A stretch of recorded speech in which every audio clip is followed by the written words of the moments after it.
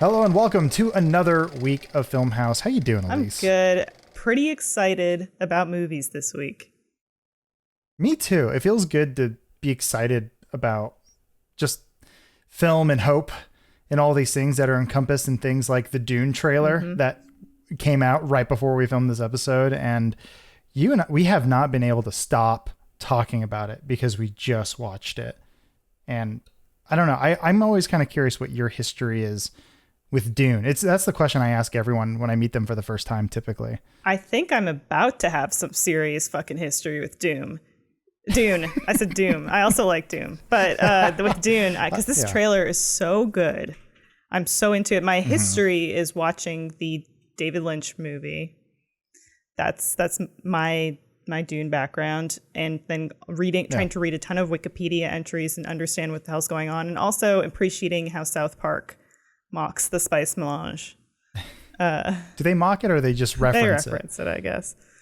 What's your history? It is it's very identical to you. I've always had a relationship with Dune that was from a distance. Actually, recently rewatched the movie. I had seen it before. Jess had not, and Jess was very confused. And the whole time I had to keep apologizing to her, saying it's a weird movie. It's really weird. And I think I walked away even more confused, but we watched it because we were excited for this new movie to come out, because I always butcher his name, Denis Villeneuve, the auteur, has to be one of my all-time favorite directors, even though I feel like he's only been making movies for a short span of time, but he is so good. He's so good at making some of my favorite movies. I think it's justified to be confused by the 84 movie because it's a two-layered confusion. It's one that it's taking this high sci-fi that's already a really weird and built out world and trying to adapt it. And then it's David Lynch. So I'm really hopeful that Denis will present it in a digestible way that still feels like it's, proper sci-fi. Mm-hmm. He's such a nerd when it comes to this stuff. But I think at the same time, he has introspection and he has a way of, like, he knew Blade Runner was a niche movie, and he knew how to make a sequel to it and make it his own movie, make it stand on its own, but then still pay respect to the source material and build upon it. And I think Dune is going to be this is his Moby Dick, right? Yeah. This is his his realm that he must conquer. They said it couldn't be done. No one could properly adapt Dune, and he's about to Dune it. That's what it says in the poster. Are you ready for Denny to Dune it?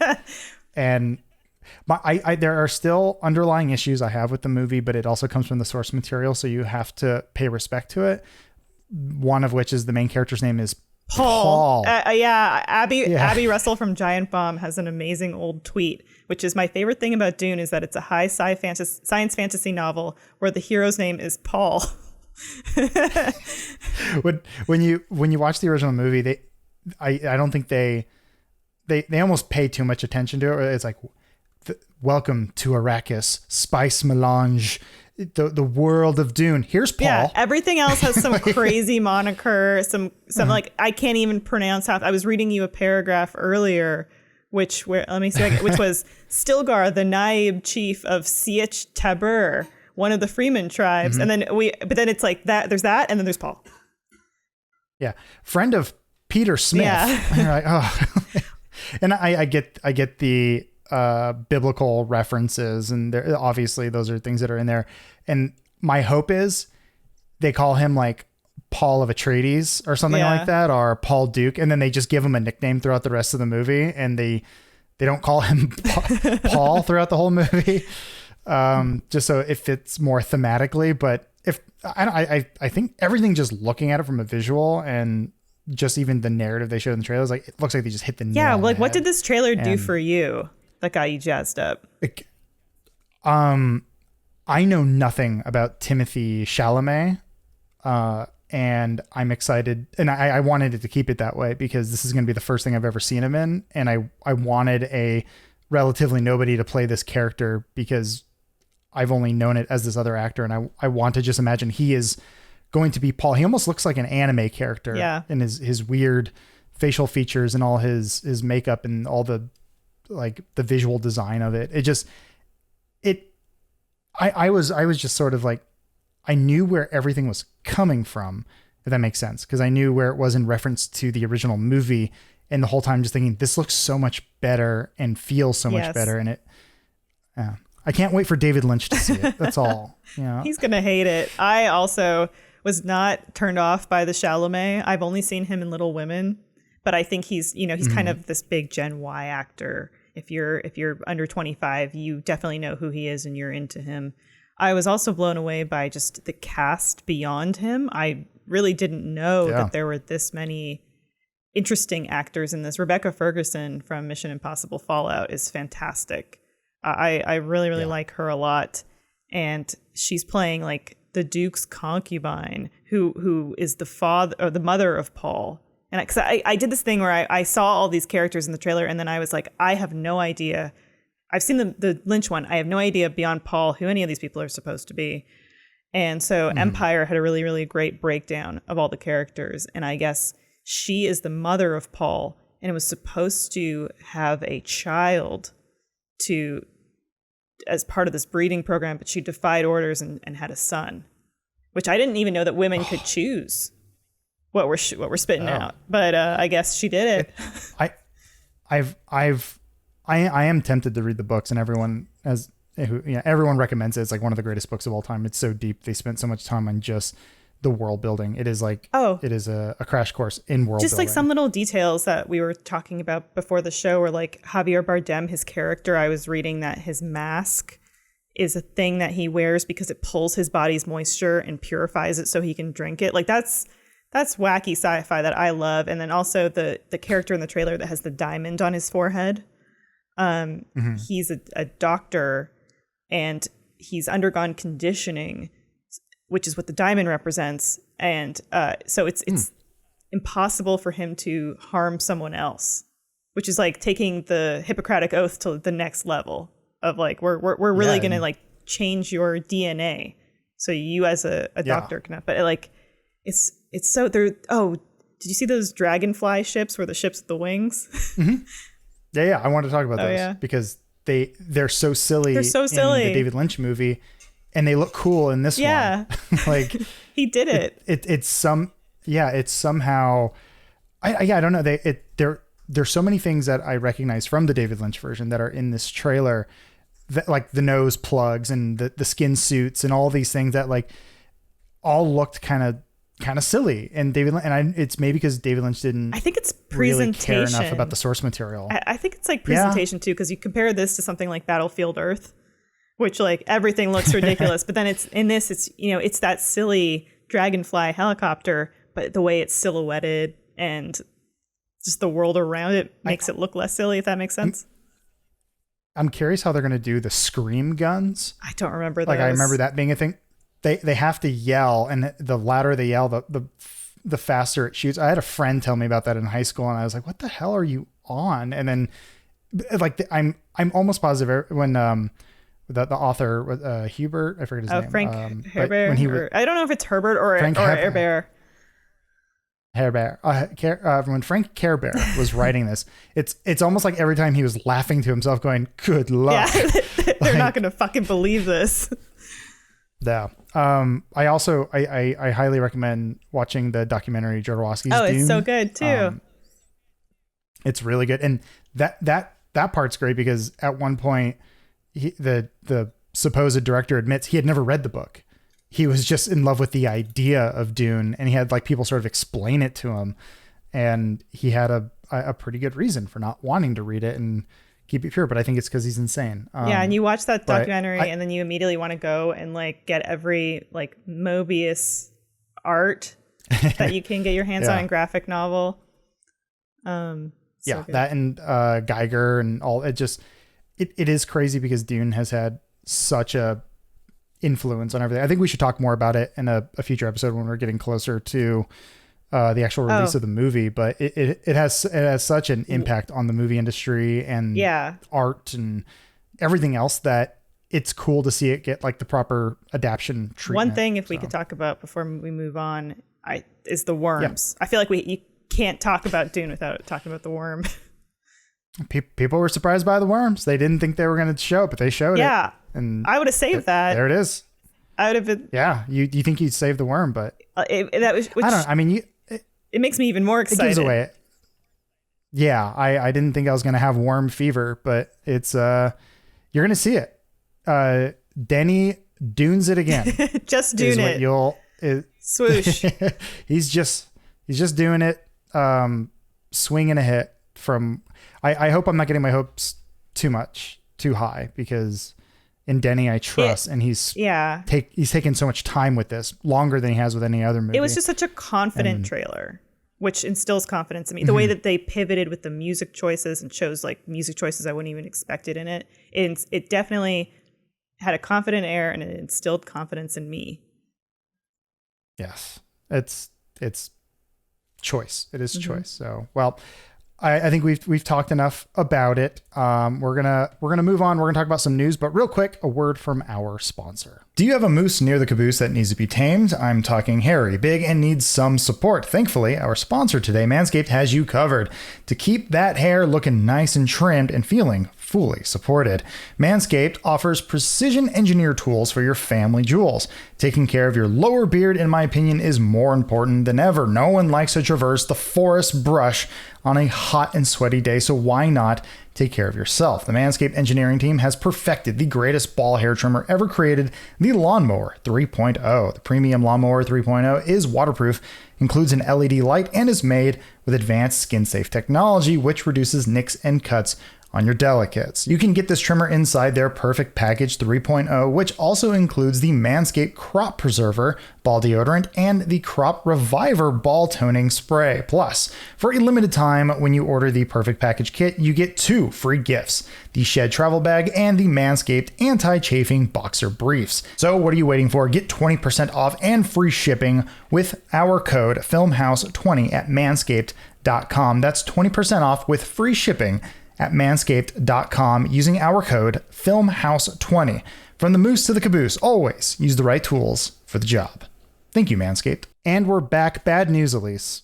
I brought you here because I think you and I are probably the biggest Venture Brother fans in the office, and we've talked about it, and I think it speaks to our sensibilities and sort of the silly sort of things that we like. And bad news, Adult Swim has canceled the show after only 7 short seasons that spanned nearly 2 decades. Yeah. This comes from a tweet. This is from one of the from the co-creator, Jackson Public, who said, unfortunately, it's true. Venture Brothers has been canceled. We got the highly disappointing news a few months ago while we were writing what would have been season 8. We thank you, our amazing fans, for 17 years of your kind and patient attention. And as always, we love you. So that was... That one hurt. That sucked to see that news. It's strange though, because this sounds like this was a decision made above everyone else. There is a new head of Adult Swim who took over for Laszlo recently, over for Mike Laszlo, and this seems to be they said in a statement. This is from Adult Swim saying, we also want more Venture Brothers and have been working with Jackson and Doc Hammer to find another way to continue the Venture Brothers story. So there's hope that it might go to HBO or Hulu or something, but it hurt. I never thought this day would come. I thought this show would exist forever for some reason. Yeah, I think just because it felt like they were just doing it as long as they wanted to do it, and they had the privilege, and so it would just kind of be this runway of, whenever they felt comfortable ending it, that's how it would end. It would never be a forced closure. Yeah, it hurts because I've never asked you this before, but did you come into Venture Brothers when it was already running, or were you one of the few people who caught that weird pilot when it came out in like 2003? No, because it was just tough for me to watch certain stuff in Canada. So like Adult Swim was always one of those things where like I would see all this stuff was airing on it, but I didn't have access to you couldn't watch stuff in Canada on it. Right. And I don't know if I even had like the cable channels that would have granted me the ability to watch. I can't remember. But yeah, no, it was the kind of thing where I watched it like years later and just couldn't believe a show like it existed. A show that was so just quick and dense and didn't hold the audience's hand. And in terms of just the mileage it covered, it's crazy. Like it's weird because I think often about going back and starting and rewatching it from the beginning, but then it just feels like it's a completely different show from when it started. Oh yeah, watching the evolution. I remember so much of early Adult Swim to me felt like a fever dream. Like I had to make sure I didn't just dream something, and half the time, you did, because it always aired late. But I remember this pilot came on for the show, and it hit all the right marks for me, where I was like, this is it's spoofing Johnny Quest. The humor's on the nose. It's rewatchable. It's so good. And then I want to say 1, maybe 2 years later, it finally became a show, and it felt different to me, but at the same time, it felt better. It evolved from itself almost immediately. Like they had a weird Brock and Dr. Venture back and forth, where it was almost like Dr. Venture had like an infatuation with Brock in sort of a homosexual way. And I think they knew that was almost too easy, or that was like a lazy joke. Yeah. And they pulled away from that, because that was always the joke with the Venture, or with Johnny Quest, with Race Bannon and Dr. Quest. And I think they ended up going back to the drawing board literally, and working it and making a better show, and making Dr. Venture a better, more tortured character, and figuring out his daddy issues and building out this world of Johnny Quest lookalikes. Yeah, the show that to me is like most comparable to it is Arrested Development, just in terms of how it builds up the cast of characters and where they take them. I like Pete and Billy, the Wonder Boy. They're like it could like the thing about this show is it could just be a show where you have a handful of really strong characters, but they're also strong. Like Sergeant Hatred is a character that's like, they go through so many different iterations of that character and take it so many weird places. They even changed voice actors. They went from Brendan Smaldon to Christopher McCullough, also known as Jackson Public, just taking over and doing it, and not that noticeable. Yeah, honestly, it's like it worked stuff out. Like Orpheus. Taking villains and having fun with villains is the best part. Dr. Mrs. Monarch. And like it is one of the deepest shows. I mean, besides it just being a cartoon, its own lore that it builds upon and keeps you invested in how much it respects itself and how much it actually grows and builds. And I feel like South Park has been trying to do that for the last few years, but Venture Brothers always made it feel so effortless, and I'm going to miss it. I know. And part of it too is I think that you are always confused watching Venture Brothers. And maybe I'm just not smart. I'm not smart enough for this show is maybe how I feel sometimes. Because it definitely doesn't hold your hand. And it doesn't. I remember being confused on the episode where I think it was Hank is sleepwalking, and he's basically doing all the Doors lyrics. And I didn't catch that. And then Jess pointed it out to me. I was like, this show is so much smarter and ingrained in pop culture than I'll ever be. It's moving at. I mean, the last shot of the show references Darkman. It's the kind of thing where like, I feel like when you're writing, a lot of the time you're thinking, oh, is this going to be something that people get? I don't think this show cares when it's making a joke or a reference, if it's something that people are going to get. And you have to respect and appreciate that. And I saw that at least like Jackson Public and Doc Hammer, the two creators, said that they are still intending, like, whatever happens, they're going to keep working together. So good. They're fantastic together. Yeah. And I've seen a few of their panels during Comic Cons and stuff, and they have inspired me in ways where I'm like, I want to work like that. And they feel so pure in the way that they act and work. And I'm, like I said, this is gonna, I don't know if enough people watch it. And it always has been a joke that it is one of the least viewed shows on Adult Swim, and it takes forever to make, but I thought that's what made it special. Well, and it becomes hard to view because there's so much time that tends to pass between seasons. So then even you, the viewer, like, wait a second, what was happening? Like, what happened 2 years ago on the Venture Brothers, which was already a really dense and sometimes, not the easiest to follow watch. But yeah, now I'm probably going to go back and just like watch the whole thing in mourning. Yeah, it's always been there, and I hope people check it out, and I hope it does get some sort of life, some afterlife, somewhere, go somewhere, and it still maintains the same quality. I was hoping that I would be retiring and Venture Brothers season 12 would be airing, one day, but so some sad news there. But I'm gonna move on to. We still hope. I want to. Yeah, do a Kickstarter. We'll support Netflix, it, but just sell it to Netflix. We're gonna move on to some more positive news, but first, a quick word from our sponsor. During these economically turbulent times, everyone is looking for a way to feel more financially secure. So, if you're still needlessly throwing money away every month at high-interest credit card debt, it is time you checked out Upstart, the revolutionary online lending platform that knows you're more than just a credit score. Now is the time to find out how low your Upstart rate can be to help pay off high-interest credit card debt. Unlike other lenders, Upstart can reward you based on your education and job history in the form of a smarter rate, and you don't need a degree or diploma to apply. Upstart lets you skip going to the bank because it's completely online. They offer loans from $1,000 to $50,000 so you can consolidate your debt into one easy fixed rate payment.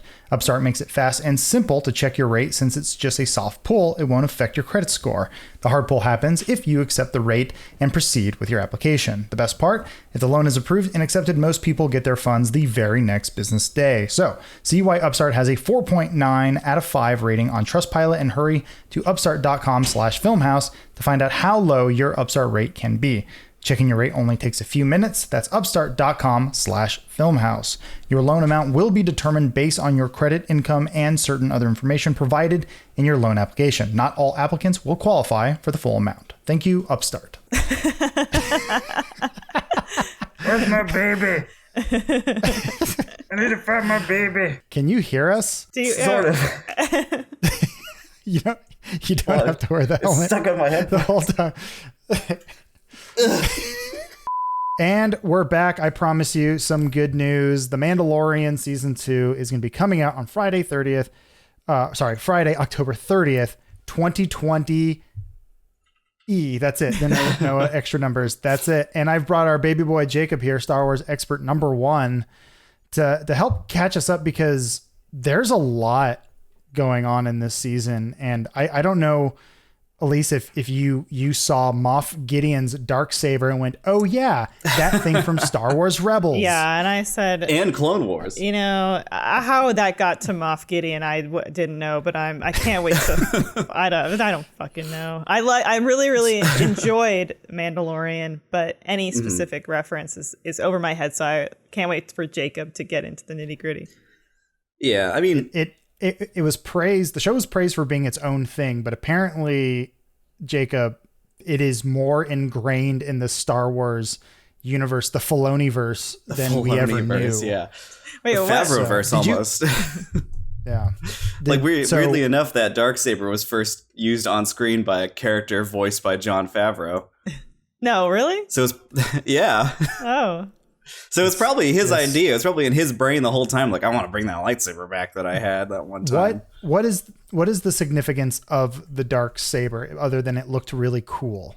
I mean, yeah, I guess underneath that coolness layer, it was like a lightsaber that was stolen by Jedi from Mandalorian stole it from Jedi a long time ago. It's just been a thing that's been going between Mandalorians ever since. But now it's in the hands of some dude who's not those.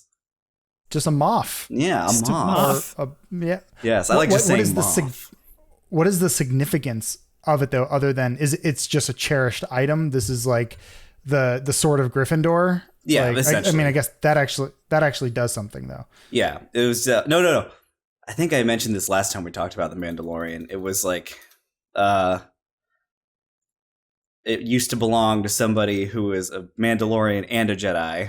I think you have it in your doc here. Yeah. Tare Vizsla. Ooh, say that with me, everybody. Tare Vizsla. Tare Vizsla. Okay. It only hurts the first time. Well, it seems like it's going to be a MacGuffin in this upcoming season, and it is it was no accident that they showed it at the very end. The next thing, this one, I feel like everyone knows about this and has been announced. And this is, I don't think you need any real prior Star Wars knowledge on this, but Boba Fett is alive. Boba Fett is coming back. He survived that Sarlacc pit. He did it in the extended universe that they threw into a dumpster when Disney bought it. But that is like one of the few things that is carried over, and he's going to be played by the original actor who played Jango Fett. Mm-hmm. And Aquaman's dad. Don't forget. Yeah. I think that was the primary point of his casting, right? They said, "You were Aquaman's dad." Let's reintroduce you to Fett. the world, Tamara Morrison. Yeah. I was kind of surprised, but also not surprised by this one. How do you feel about that? Because they have tried to bring Boba Fett back in so many different ways. They tried giving him a video game. It was originally announced that Boba Fett was going to have his own show, and they're finally bringing him back. Do you think he's? It was a movie. They're going to make a Boba Fett movie, and then that went away, and then it seems like that kind of became Mandalorian almost, but like without Boba Fett. Now he's getting his chance. Could you have made this show without including a Fett in it? Like, I feel like one way or another, Disney was going to find a way to be like, we need to have someone in the Fett lineage. Yeah. Isn't it part of it too, Jacob? Help me understand this. The Fetts are not Mandalorians. Yeah. They just wear their armor. Yeah, Jango Fett was like I don't know, they just called him like a fraud or whatever. And Boba Fett is just a clone of Jango, so he can't be. I guess they're just considered not Mandalorians. They just have that armor from them. But you can do that. You can wear the armor, and it's not considered dishonorable to do. I guess if they don't consider themselves Mandalorians, then it's just clothes you're putting on to look snazzy. But yeah, I think the show would have been fine without Boba Fett. I mean, if they do something interesting with him, then like, that's cool too. It makes me wonder, like, I don't know if you guys remember from the first season, there's like the Tatooine episode, the David Filoni directed one.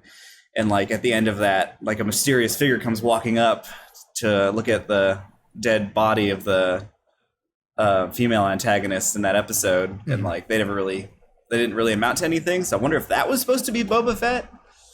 Well, you hear the spurs, yeah, right? There's spurs. That was the point. And then everybody Googled, does Boba Fett have spurs? I've said it before, Boba Fett's a stupid character, and I loved him as a kid, and the older I got, I realized he doesn't really do much, and it's that the time-honored tradition of less is more, and he ultimately was killed by a blind guy, but he survived. So he screamed a lot as he died. Yeah. I think the Mandalorian character is infinitely cooler than Boba Fett has ever been. And I kind of hope they address that in the show, that he's kind of a joke. Yeah. I don't know if they'll do that. It's like, I think it was confirmed in that Entertainment Weekly article, like that it's another 8-episode season, which is not a lot. Right. So I could see like Boba Fett being a thing for like maybe 2 episodes at most, maybe. it's Boba Fett needing a place to stay. Yeah. Because he can't keep a job. Yeah. He's a failure at everything in life, and then maybe Mando just realizes he's not maybe good. He'll get stripped of that Mandalorian armor. Maybe. Ooh. He learns from the error of his father's ways and stop living in Mandalorian melts it down, makes a little suit of armor for Baby Yoda. Boba Fett's armor, the greatest legacy. Well, with only 8 episodes, Jacob, how are they going to introduce us to the fan favorite character, Ahsoka? Ahsoka Tano. Who is going to be, this is Anakin Skywalker's Padawan. What? Yeah, I know. Didn't he kill all the younglings? But what?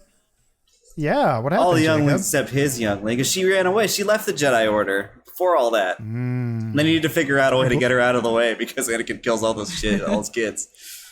Yeah, I know she is a favorite. Just sort of, once again, I've not watched any of Clone Wars, which I heard is very good. Haven't watched any Rebels, which I heard is okay. Yeah, but constantly people come back and say Osaka. Am I saying that right? Ahsoka.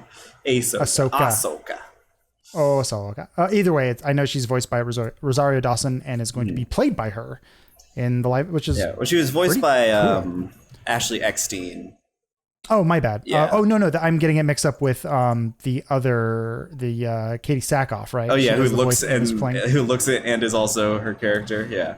Sorry, I got that mixed up. But That's yeah, okay. so good. Thank you for forgiving me. Yeah, on behalf of the Star Wars, Adam, I forgive you. My favorite fan base. So what is she gonna do in this live action show, or what can she add That's to a this? good question, because she's like a Jedi. I guess she's not technically a Jedi anymore, but she uses the Force and knows the Force and stuff. So it'd have to do something with Baby Yoda, I'd assume. Interesting. Yeah, like maybe like I'm thinking like bare minimum here. Maybe at the end of the show, Mandalorian's like, I can't babysit no more. I'm gonna have to give up this baby to somebody. Or And like, Okay. or could it be possible that like the Mandalorian acknowledges that Baby Yoda needs someone to help them focus their force power? yeah, that isn't him, because Yeah. he Who just kind of goofs who around. will train Kylo Ren? He will ask, I know. and it brings it full circle. I'm wondering if it's because right now it does sort of, the show solidifies itself as being a post Return of the Jedi world. Yeah, kind of the only thing which that's is- happening after that movie. Yeah, and I don't know if they want to address the newer Skywalker movies. The clone wonder if in it the wants to room, stay in that. you know? God, I hope not. Yeah. But then I'm curious how that's all going to play out. But the child is back, like you said, Jacob. That is going to be another one of those. I'm curious because this is a standalone character that they've created that we know does not play a part in any of the later movies. Yeah. Will the child? I think I joked in the don't speak of such things. I think I joked in the 80 about the first season that like Werner Herzog would adopt the baby and be like, I'm going to name you Snoke. That's the final Yeah. end credits roll Yeah. on the series. Will the child speak in season 2? I don't know. It seems like he's gonna be a baby for a long time. You think? Yeah, he's already 50 years old. Can't even say anything. Yeah. Well, like you said, there's only going to be 8 episodes. A lot of directors are returning. Jon Favreau is doing it once again. Dave Filoni, Bryce Dallas Howard, and many more. Also, Robert Rodriguez is going to be there. And Elise, I hope you're sitting down. Ant-Man and Ant-Man and the Wasp's very own Peyton And Reed you're right. Aw. I always will be instructed. always get him confused with the football player, Peyton Manning. Yeah. It's close enough. Yeah, There's only a go couple along. Peytons in the world. Don't stop reading us football plays. Yeah. And telling us. I mean, maybe direct an episode the same way. Carl but Weathers I'm- also directing an episode? That's exciting. Wonder how They let him do it finally Yeah. after all these years. What are They finally let him do your it. what are your excitement meters at for season 2? I mean, I'm really excited. I mean, what did you guys think about the first season? Like on individually. It's the best thing Disney Plus has done since Mulan. I mean, it's what else is there? I haven't seen Mulan yet. I actually really like I the haven't either. Disney behind the scenes series a lot. Yeah, like it felt like very like real, I guess. Like that's something I definitely recommend to anybody who watched the show. Is like watch the like what's it, the Disney Gallery or whatever Yeah. thing. It's just like a fun little round table. What about you, Elise? You gonna what are you? It's October 30th. It's a Friday night. You got nothing. You have everything in the world going on. You got to get your Halloween costume ready to put it on. For all that trick or treating we'll be doing here in United States of America. If I'm being honest, that night I am playing Dark Pictures anthology Little Hope, which comes out on October 30th. As you do. I'm- Wow. So I've been very excited for that. So maybe it'd be the kind of thing where I could like play some of that game and then watch an episode of Mandalorian. Yeah. And as I believe they're gonna do like they did with the first season, it is gonna premiere, I believe, week to week, as opposed to what we have all grown used to, the binge model. I wonder, because they already did that and they got people conditioned to that for the first season, if people are gonna review bomb it like they have been The Boys season 2, which is doing a weekly release. Yeah, people are upset.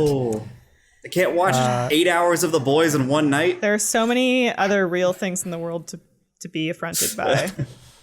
Yeah. I salute you if your life is going so well that The Boys season 2 not being all released at the same time is the worst thing going on in your life. Hats off to you. Yeah, I'm curious how long the episodes are going to be, because it seemed to vary quite a bit last season. It seemed to just be as long as the episode needed. Which I appreciate. That is a trend that I hope. Yeah, I hope we can. I hope that I want shows to do this where sometimes it can be a 15-minute episode, or it can be a 45-minute episode, or it can be an hour and a half. Like I like that idea that with the streaming format is like, you don't have to produce for 22 minutes and to allow 8 minutes of commercials anymore. You're seeing a little bit of that with Netflix and episodes of Stranger Things kind of just being all over the place. Yeah, but like, do a 2-minute Mando episode. Just do it, you cowards. Yeah, and they had talked about in that article, like the scale of the season being a lot more because a lot of the budget last season just was going to developing the technology to make the Mandalorian, which that's like another thing that gets highlighted in that Disney Gallery thing. It's just like how much work it took to just like create all their crazy LED screen walls and ceilings and stuff, and they're just making all that like virtual filmmaking technology work. So it seems like a lot of that was front loaded, and since they had already done it, so they could just get straight to making the show. So I'm curious to see how that plays out. Give the fans more Moff with their screaming from the rooftops. Dark sabers and Moffs. Well, Elise, I'm really sorry you're gonna miss the first episode, but I'm hoping by the following week we'll be able to talk about it. I can do both. I need to take the day off of work. We're gonna close the show out here very shortly, but one thing I like to do every once in a while is just ask everyone, what are you watching? What's going on in your lives? I know there's a lot of stuff that has actually been coming out recently. Is there any shows or movies that you guys have any that you can recommend to our audience? It's these things that usually run at 24 frames per second. They have a beginning, middle, and end typically. It has a cast of characters who are actors. They're actually not. They are not the people they are portraying, and the words they are saying have usually been predetermined, and they have been cut together in such a way that it feels almost dreamlike, but it's all happening in a way that your brain can piece together. There are these crazy new inventions, and for some reason, the first one that ever came out was a racist movie about the South. So speaking of racist things, I have been watching Lovecraft Country. I haven't watched the most recent episode. I just remembered right now. But yeah, at least you recommended that. Yeah, you were recommending that to me. It's great. Great show. It's great. Yeah, that's really cool. I was surprised, and tell me if I'm stepping out of line here. There are actors on this planet who do not age. We have our Paul Rudds, our Keanu Reeves. Tony Goldwyn does not get the love he deserves. And if you're wondering who that is, just search your memory bank and remember the hit movie Ghost. And that bad guy who gets dragged away by ghosts. Which scared me so much when I was a kid. Scared me so much. It's a nightmare. He is also the voice of Tarzan, but he's kind of he's sort of like, it's a that guy kind of actor, but he's in Lovecraft Country episode 2, and like that's about it. Yep. And the man looks amazing. Evil never dies. I was like, this guy, he is I guess he is evil. Yeah. Tarzan, the most evil Disney character. I didn't realize he was the voice of Tarzan. Good for him getting that Disney work. Do you want to know why I know that? Yes. I'll tell you, because I obsessed over the game Kingdom Hearts when it came out when I was in high school. and I looked up if they got all the voice actors, and I'm like, wow, they got the voice of Tarzan. Does he talk? I don't I've remember. never seen Tarzan. But Really? Yeah, it was Fun, yeah. it's fine. It's a weird movie because it's when Disney started kind of experimenting with animation styles and using more computer graphics. I think The Hunchback and Pocahontas probably and Hercules, I think, look the weirdest. Yeah. Tarzan, Very I think, is when they kind of stylized. figured. Tarzan, I think they figured it out. There was kind of that like downturn after Howard Ashman died, where the movie's coming in. But I was going to bring something else up. Don't remember what it was. Well, think on that. I'll come back to you because Elise, I think you want it. Elise always has my favorite. I watched too much recommendations. stuff, and I don't even know if this is a recommendation because I'm not deep enough into it yet. I'm just going to talk about it for the sake of talking about it because I haven't heard it come up elsewhere. Sure. But I watched the first episode of Away, the new Netflix series with Hilary Swank. And the basic premise is that her and her husband have both been astronauts that have been training for an international mission to Mars. You know, the attempt to like colonize Mars, right? Essentially, they're going to go for 3 years, and then they'll be back. Theoretically, they have a 50% chance of surviving this mission and coming back home. But her husband, much like Gary Sinise in Apollo 13, has a medical condition that prevents him from going and leading this crew. So Hilary Swank ends up being the leader, and you know, there's an astronaut from China, there's an astronaut from Russia on board. India, like they kind of it's a global mission that NASA organizes and says like we need to do this, and so there's already like a little bit of politics and friction there, and then it's like interesting. I don't know if I'm gonna keep watching it or if it's actual like the first episode was fine, and I'm like okay, I'm curious, but I don't know, we'll see. I didn't heard of that. That sounds fun. I accidentally caught a rerun of the original 1995 Jumanji. That movie is a nightmare, and I love it.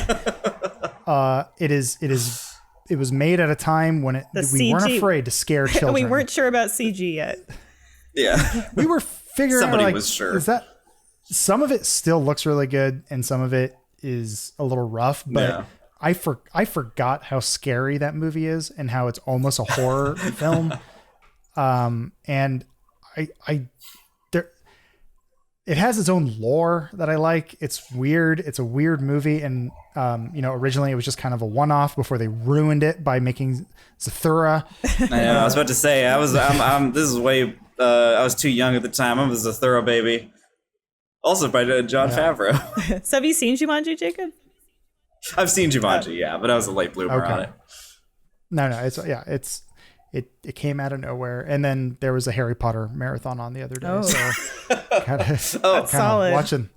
I remember. Hence why I remember. Gryffindor sword. And sorry, what was your other recommendation, Jake? Oh, there's this anime on Netflix we started watching. It's called Great Pretender, and it's really good. It's kind of like this Ocean's style heist premise, and it's like really cool looking. I think it's like the studio that did Attack on Titan or something. But like it's really pretty to look at, and it's just a fun show. Like the humor is good. It's like a show that I think would still be good even if it wasn't anime. And like I think that's just a good sign of a good anime is like if it's the only thing anime about it is like the visual style. Is it newer? Yes, it is newer. Good credits too. Favorite credit scene in an anime because it's just Freddie Mercury's song "The Great Pretender," but with little kitties instead. Has anyone watched Raised by Wolves yet? I've heard. No, I was going to ask. If I've heard the first episode, which like it was good. You know, I love the robot milk blood. I will always love that Ridley Scott was like, I'm going to establish robot milk blood and I'm going to do it forever. Yep. Oh, wonderful. Yeah, that's his signature. Maybe he wakes up every morning and he drinks his robot milk blood. Yeah. I have And, for those who don't know, I guess it started with Alien, right? And it's just been in every other Ridley Scott movie. I have a Ridley Scott like spectrum where like on one side he's Ridley Scott and on the other side he's Scotty Riddles. And it's like if he goes too wacky on his own juice, then he's Scotty Riddles. And it didn't hit like Scotty Riddles territory for me yet. But it just depends if he got his milk that week. Yeah. Or not. You think whenever he pours a bowl of cereal, he's like, it grosses me out. I know he's getting older, but I wonder if that's one of those things where it's like, what if in this scene there's like a blood? Like, what would robot blood look like milk? And the guy who's been working with him for 45 years goes, let's do it again. Yeah. Okay. He just has it in a refrigerator ready to go. He's pouring it in some German actor's mouth. And here, like, Michael Fassbender. Put this in your clothes. Waterboarding people. I'll do it for riddles. Yeah. Let's fill these squibs with milk. Well, thank you guys for coming on and talking about the highs and all the lows going on in the our favorite little film industry that just refuses to give up. And I think that's great. I think they should make a movie about Hollywood, so that Hollywoodland, starring Ben better. Affleck. Yeah. So it feels better about himself. Where Ben Affleck plays a Superman type character. George Reeves. He just plays an George actor Reeves. playing. I remember in the flashback. So that is it for our show. Thank you everyone for watching and listening, and thanks to Boba Fett for coming on the show. I still listen to that. I listen to that theme song all the time. That was spot. We gotta go. Thank you everyone. We'll see you next time.